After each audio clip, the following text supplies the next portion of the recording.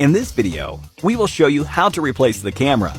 Remove the two top screws found on the back of the air unit module.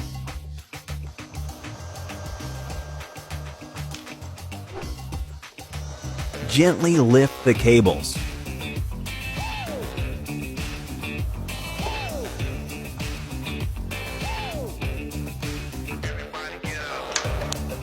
Remove the coaxial cable from the center with a pry bar.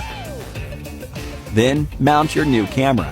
Place the coaxial cable connector on the mounting port and press the connector with the pry bar.